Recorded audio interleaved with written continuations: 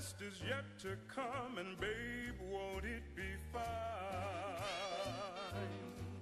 You think you've seen the sun, but you ain't seen it shine. Hello everyone, welcome once again to Ask the Treksperts. I'm Captain Logan. And I'm Sarah. Sarah, today we're going to be talking about the Maquis. Ooh, the Maquis. Indeed, the Maquis. The Maquis who appeared in TNG DS9 and Voyager. Tons of ground to cover. We'll see what we can do in the next few minutes. And we'll talk about what we liked about the Maquis, what we didn't like about the Maquis, whether or not we thought they were used enough, etc., etc., etc. And as usual, to cop out, I'm going to ask you to give us our first foray into the topic. Sarah? Our first foray. Well, let's see. Let me start at the end. Really? Yes, I'm going to start at the end. You're going to start at the end? Yes. Okay, spoiler alert. Voyager did not use the Maquis near enough. Yeah, no, that's true. That's where I'm going to start. You want to start there? I'm going to start there. Okay, fair enough. I'm going to say that that Voyager could have been a much better show if it had gone with its initial premise. Okay, and Starfleet, Maquis, thrown together on one ship in the middle of nowhere. They clash, except that never happens.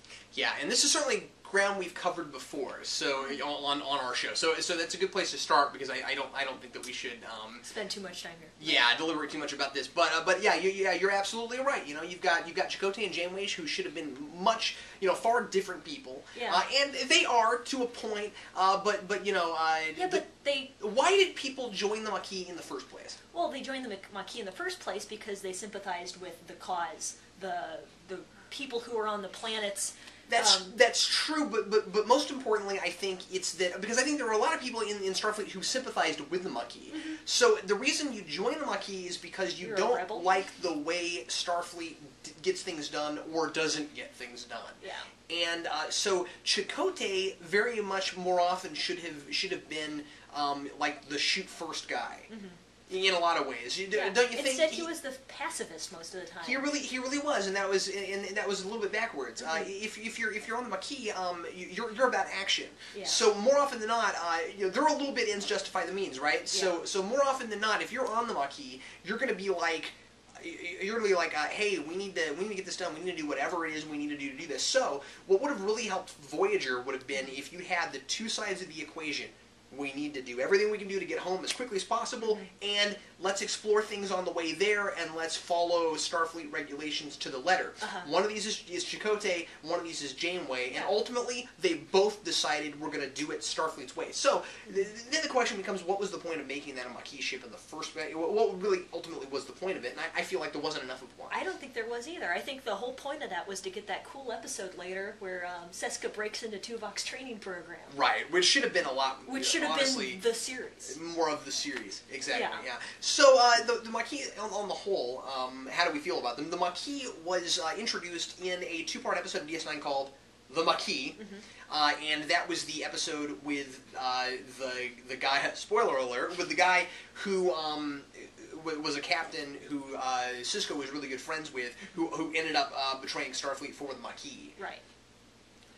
Yeah. And honestly, I thought they had an extremely cool introduction. I thought so too, and I thought it was really cool when TNG followed it up with the Roe episode, where she actually ends up sympathizing and then later joining them after being sent on a Starfleet mission to infiltrate them. Right at the end of season 7. And I thought that was the best exit for her. And it really gave her something to do, because I never liked her much as a character, but in that episode I thought she was brilliant. And that was probably... I thought the Maquis initially had a really good setup, but I think by the end of DS9, and especially by Voyager, just they fizzled out. Nothing happened. I think that's exactly right. I think they copped out a little bit on the Maquis. They said, well, this was a cool idea to begin with. I think they got bored with it. Yeah, I think they got bored and lazy, where it was this cool concept that they set up, and they were just banking later on the concept, as opposed to actually developing it and saying, this is where it would have gone, or this is another angle to look at it from. And I don't know, it needed to go further, I think. either further or something else needed to be done with it. I don't know. I would totally agree with that. Let's kind of look a little bit at the characters who ended up being in the Maquis, and which ones worked and which ones didn't. So you had the guy. Do you remember that name? The guy's name? It was Hud or something. I can't remember his name. The captain guy that Cisco was. I don't remember his name. Yeah. But that was decently done. I thought his motivations were okay. Honestly, though, he felt less like a character and more of just a setup for the. For the organization. Right. But then you had your bigger faces in the Maquis. You had Rolaren, you mentioned. Rolaren, right, who was just the one episode, and then later on, you had. You did have Thomas Riker. That's true. Yeah, and I think he was just in the Maquis to separate himself from the original Will Riker, which was what the episode The Defiant was all about. And honestly, I thought that was one of the Maquis stories that worked a little bit better. I thought so too. Part of it was, of course, that they used a character that was really interesting to the get-go, and everybody wanted to see again from Second Chances. Frakes is awesome. So yeah, and he's going to make anything really work. Yeah. And honestly, I would have liked to have seen him come back again. To be honest with you, I think that they could have even done a better follow-up. They could have trumped that again. But then really your biggest face became Michael Eddington. Yeah, and that's I think where the ideas really started to go south, because he was set up as Cisco's big nemesis, and really, not. That wasn't my problem with it, though. He just didn't work. I mean, okay, why? He was. I thought the idea of him being this background security guard who ended up being kind of important on the show, sort of. And then we saw him a lot, and he wasn't just one of those background characters that gets a line every so often. Yeah, he was integral, but he had been integral to plots before, especially you remember that DS9 episode where they I can't remember the name of it off the top of my head right now. Treksperts. But the one with the transporter. Do you remember the one with the weird transporter accident? Yeah. Yeah, and he was really integral to that. Was that Bashir, I presume? No. Maybe it was. I think it was. You're right. You're right. Thank you. Well done. But yeah, I think that was. That was one of those places where he did the most, because after all, nearly all the main characters besides Odo were stuck in this. Yeah, but then he's a traitor, and I thought that whole build up to that was good. Well, it was cool because it came out of nowhere in such a way where you bought, where you bought it, where you're like, wow, that guy. I mean, we've known this guy, we've been following this guy. Yeah, but after that, I really didn't expect to see him again, and I didn't want to see him again. He wasn't an interesting enough character to hold his own episode. So you're saying that it was a cool reveal, but then after that it was like enough is enough. Yeah, and then they set him up, and Cisco goes chasing him all over the galaxy. That was the part that didn't work for me. It wasn't so much that the idea of Cisco having this Michael Eddington as his nemesis didn't work. I like the fact that he had a nemesis that was human. Oh, but he had enough nemeses. No, that's true. I mean, really, and they were much cooler. Okay, right. Okay, Eddington, Michael Eddington, right, Gul Dukat. Yeah, okay. Okay, Michael Eddington, Kai Wynn. Okay, no, I mean, there are others, but... I agree with that. He wasn't his best nemesis, but I just, Cisco is the kind of captain who likes to punch people. Yeah, but... And so he's gonna have more villains than other characters do. Yeah, but I mean, he got to punch Q. He doesn't need to mess with Michael Eddington. Yeah, that's fair. I agree with that. But I think more of the problem with Eddington was less to do with his character and more to do with the way he was brought back. I didn't like the fact that they that when we get to For the Uniform, For the Cause and For the Uniform, when we get up to that point, Cisco is all upset because he can't find Michael Eddington, and he's acting like he's been looking for him for months and months and months. And we've been watching episodes of the show during the months he's talking about. At no point does he express any kind of frustration on screen or talk at all whatsoever about Michael Eddington, and it just feels like, oh yeah, we kind of forgot about that. Let's bring it back and do it. So I don't know. The Maquis faded into the background, and then they kind of tried to bring them back a little bit, and then they just fizzled out. And by Voyager, they just, with Voyager, because DS9 and Voyager were happening simultaneously, but with Voyager, they just fizzled them out, just like you said. Yeah.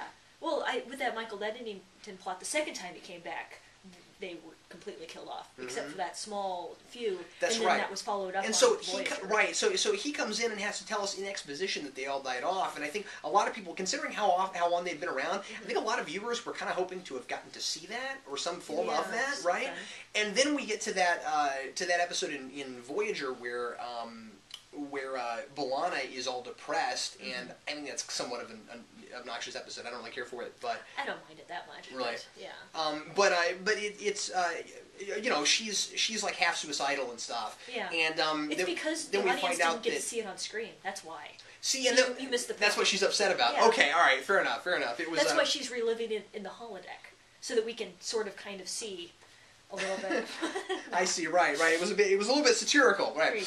There you go. They were saying, yeah, that we shouldn't have done that. But anyway, and so then there's that whole thing about you know her trying to express some kind of feelings about it because she's just not close enough to it. So no, you're right. That was an okay scene. It's just the episode itself I wasn't a huge fan of. But and then that was about the end of it. Yeah. You don't really get much talk about them again, except for a couple points on Voyager where they'll do something where they'll act like maybe somebody's staging a Maquis coup, and then that's not what's happening. Yeah. That sort of thing.